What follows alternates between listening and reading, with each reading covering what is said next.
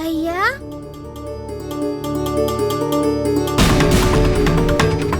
आजकल तुम्हें मामा जी से बहुत लगाव हो गया है कन्हैया। भैया, दुर्वासा ऋषि शीघ्र ही गोकुल आएंगे। वो छोड़ो, पहले परशु के घर जाओ। उसकी माँ तुम्हारा ध्यान लगाए बैठी है। उसके होठों पर तुम्हारा ही नाम है, बार बार तुम्हें पुकार रही है। वो देखो।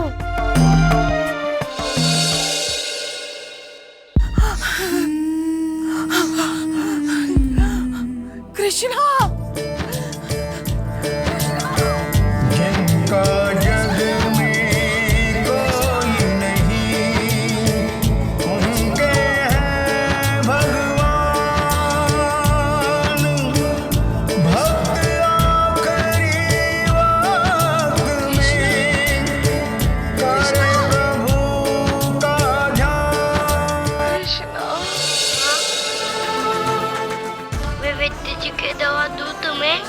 अब मेरी दवा कृष्ण है और तुम्हारा सहारा भी कृष्ण ही है। रो मत वर्ष बेटे, रो मत। ऐसे रो रो कर जीवन नहीं जिया जा सकता। जीवन के सुख दुख हंसकर स्वीकार करना सीखो बेटा। तुम ऐसी बातें क्यों करती हो माँ? क्योंकि क्या पता ऐसी बातें करने का अवसर अब मिलेगा भी या नहीं। माँ, वर्षी बेटा, अब सत्य का स्वीकार कर लो। सत्य? कैसा सत्य? यही कि अब मैं नहीं रहूंगी। माँ, तुम्हें कुछ नहीं होगा माँ। सत्य को स्वीकार कर लो। मेरे जाने के बाद तुम अपने आप को अकेला मत समझना, क्योंकि तुम अकेले नहीं होगे। तुम्हारे साथ भगवान होगा। मुझे तुम चाहिए माँ, तुम्हारा साथ चाहिए, भगवान का नहीं। तुम कहीं मत जाना माँ, कहीं नहीं जाना। कृष्ण कृष्ण चिल्ला कर जाग रही है प्राण, भक्त की पीड़ा देख कर विचलित है भगवान।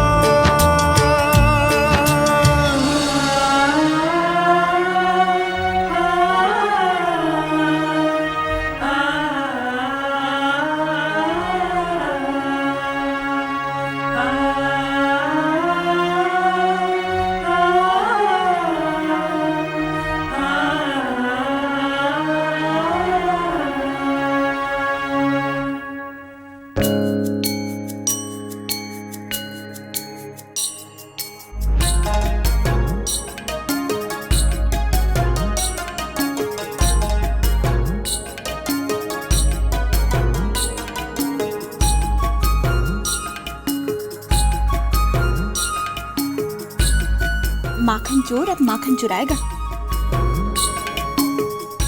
कृष्णा,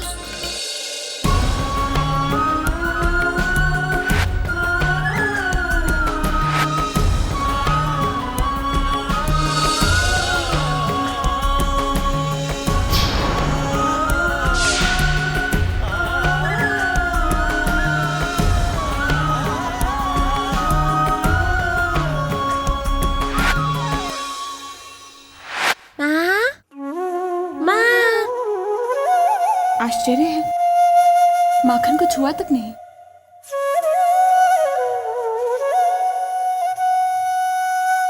यशोदा, हमारा कृष्ण उदास लग रहा है। ये क्या कह रहे हैं आप, जिसके दर्शन मात्र से हमारे मन की उदासी दूर हो जाती हो? वो कृष्ण स्वयं उदास नहीं, हमारा लल्ला भला क्यों उदास होगा? माँ, ओ माँ,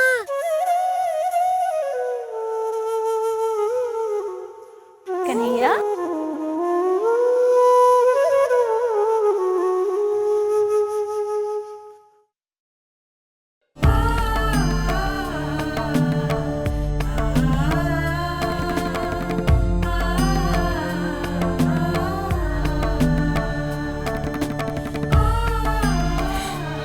मेरे कन्हैया ने मुझे क्यों पुकारा?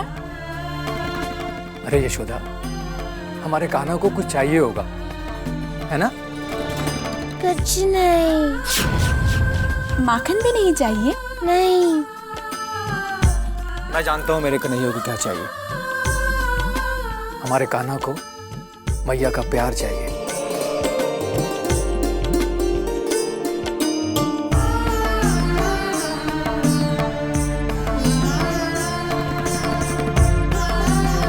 कन्हैया, अब तनिक भी उदास मत हो। तुम्हें जितना लाड चाहिए, जितना स्नेह चाहिए, मैं तुम्हें दूंगी। मैं हूं ना तुम्हारे साथ। तुम्हारी मैया तुम पर सब बांधने को तैयार हूं। तुम्हारे लिए हर कष्ट सहने को तैयार हूं, है ना?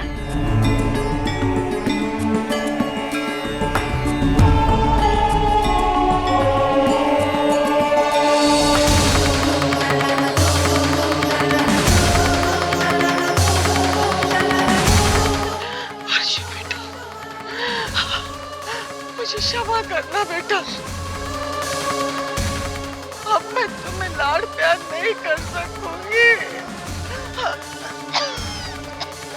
तुम्हारे लिए कुछ भी नहीं कर सकूंगी। तुम्हारे लिए कष्ट भी नहीं उठा सकूंगी। मुझे क्षमा करना बेटा। श्री कृष्ण को भक्ति की क्रीड़ा रही सदाए, तभी कृष्ण को अति प्रिय माखन भी न भाए।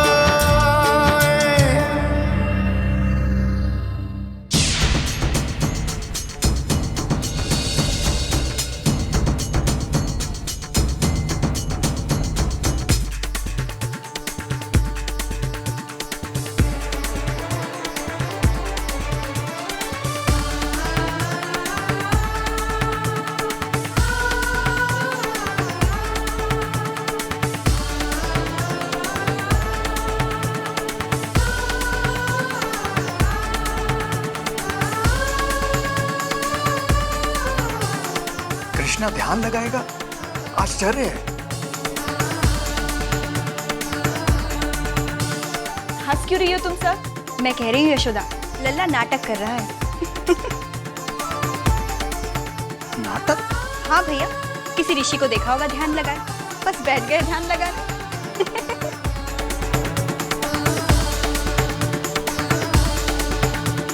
मेरा कन्हैया तो है ही योगेश्वर। परंतु यशोदा, ये ध्यान किसका लगा रहा होगा? मैं बताती हूँ ना, राधा का।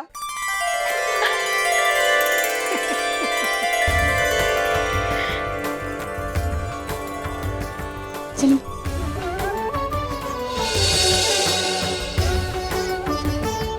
राधे, क्या देख रही हो?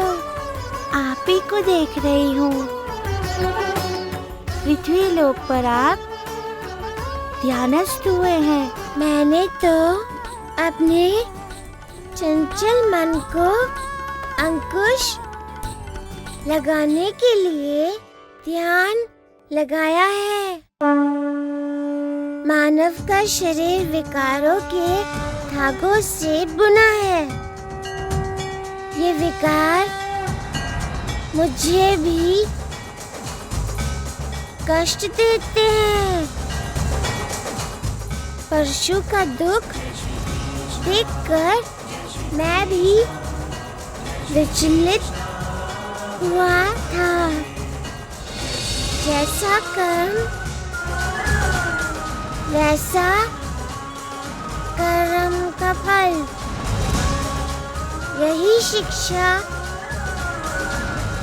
मैं अपने कृष्णा अवतार में देना चाहता हूँ। जैसा कर्म करेगा वैसा फल पाए इंसान। अपने कृष्ण अवतार में दूंगा मैं ये ज्ञान। इसलिए मैंने ध्यान लगाया। वैसे भी पृथ्वी लोक वासियों को योग विद्या का महत्व समझाना चाहिए।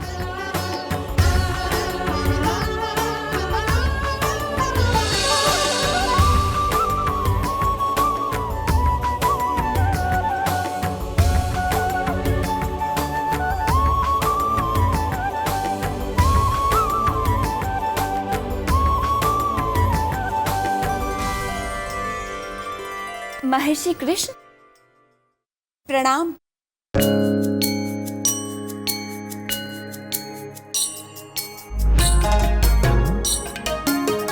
आपको प्रसन्न करने के लिए हमें क्या करना होगा ऋषिवर? मुझे भूख लगी है। अच्छा, महर्षि को क्या चाहिए? फलाहार अथवा माखन। माखन? सुमन लता, सुना नहीं? जल्दी जाओ।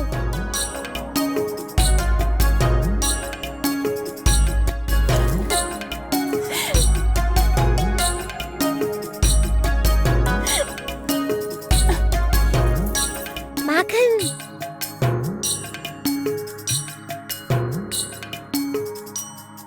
ग्रहण कीजिए।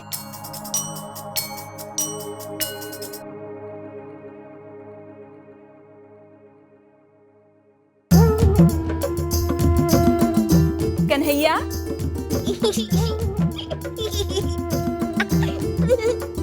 जीजी सत्य ही कह रही थी, तुम नाटक बहुत अच्छा कर लेते हो।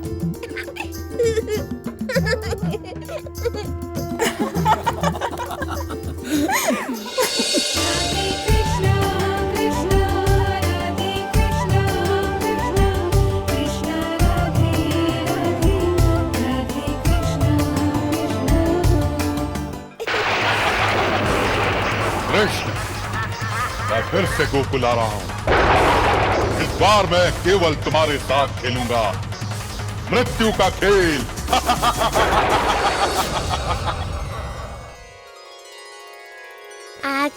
आजाओ। यदि तुम मथुरा नरेश को भयभीत करते हो, मैं तुम्हारा विनाश करके मथुरा नरेश के मन से तुम्हारे भय को सदैव के लिए समाप्त कर दूंगा।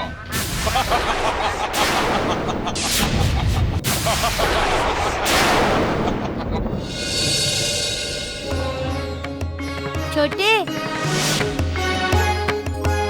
जी भैया, धेनुकासुर आ रहा है।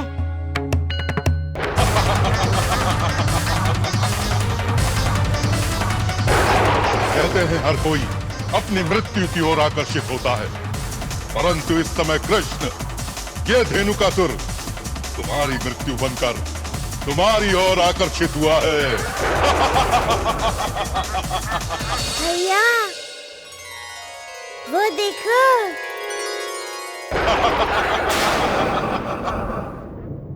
छोटे, धेनुकासुर गधा है। इसलिए अनजाने में वो स्वयं सत्य बोल गया है। धेनुकासुर अपनी मृत्यु की तरफ आकर्षित हुआ है कान्हा। आ जाओ गधे, जल्दी आओ।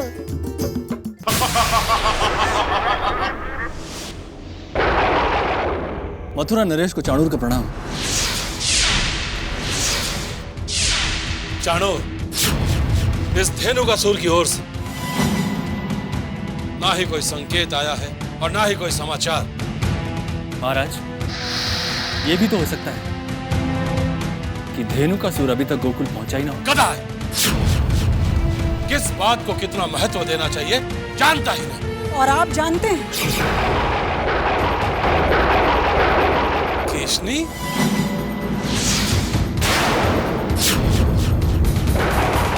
केशनी तुम। यदि आप जानते होते तो महर्षि दुर्वासा के सामने यूं बच्चों जैसा व्यवहार नहीं करते। मैंने क्या किया? अच्छा, महर्षि के थाल से फल किसने उठाया था?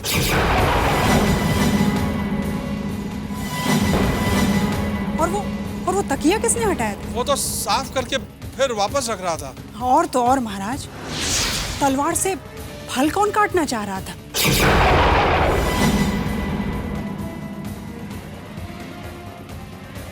तुम मेरी बात समझने की चेष्टा करो। मैं कुछ सुनना नहीं चाहती महाराज। मैं महर्षि दुर्वासा के सम्मान में किसी भी प्रकार की कमी नहीं चाहती। ये तो उस महान तपस्वी की दयालुता है कि उन्होंने आपके सभी अनुचित कार्यों को अनदेखा कर दिया। परंतु आप। किसने मुझसे भूल हुई, मुझे क्षमा कर दो। महाराज, आप इतना अधिक मद्यपान क्यों कर लेते हैं रात में कि आपको दूसरे दिन भी भ्रम लगातार बना रहता है? केशनी, मैं मद्य। बस महाराज, मैं कुछ सुनना नहीं चाहती। जब तक महर्षि दुर्वासा यहाँ पर हैं, उनके सत्कार में किसी भी प्रकार की कमी नहीं आनी चाहिए। क्या? बस।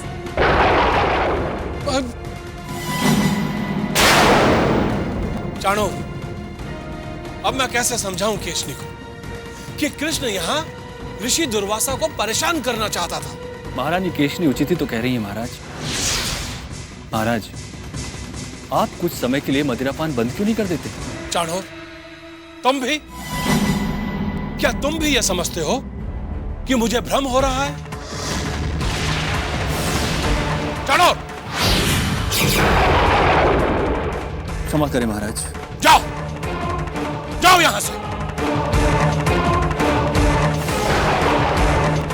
सबको लगता है मुझे भ्रम हो रहा है, परंतु मुझे तो कृष्ण दिखाई देता है।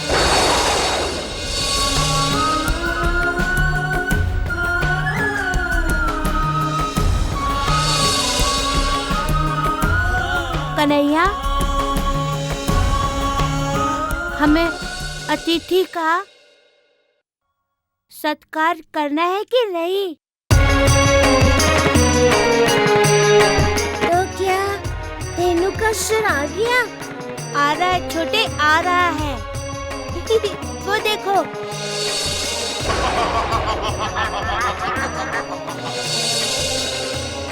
छोटे, यदि मैया जान गई कि गोकुल में राक्षस आया है तो वो हम दोनों को घर से बाहर जाने नहीं देंगी।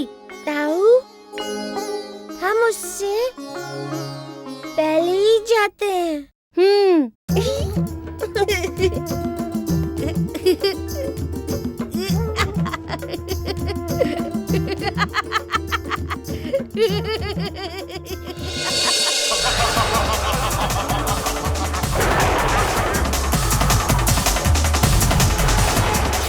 मैं तुम्हें नहीं छोड़ूंगा कृष्ण।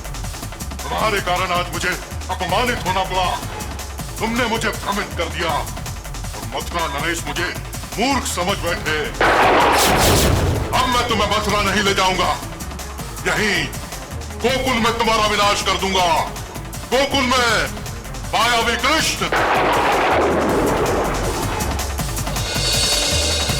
अब हम कौन सा खेल खेलेंगे कन्हैया? राक्षस। राक्षस खेलते खेलते राक्षस आ गया तो? आया तो क्या हुआ? हम सभी अपने हाथों में पत्थर उठाएंगे। कैसे? ऐसे। और राक्षस पर देखकर मारेंगे। पता है कैसे? कैसे? तुम सब पत्थर उठाओ और फिर मारो।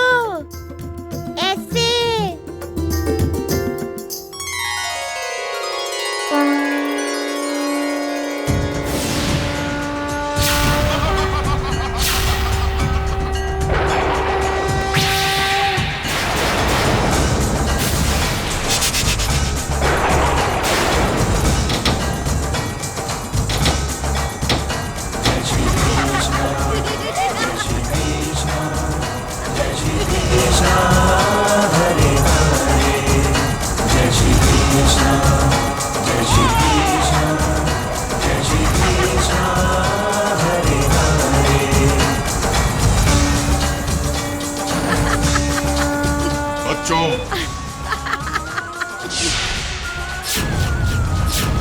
मुझ पर पत्थर फेंकते हो, मैं तुम्हें उठाकर आकाश में फेंक दूंगा।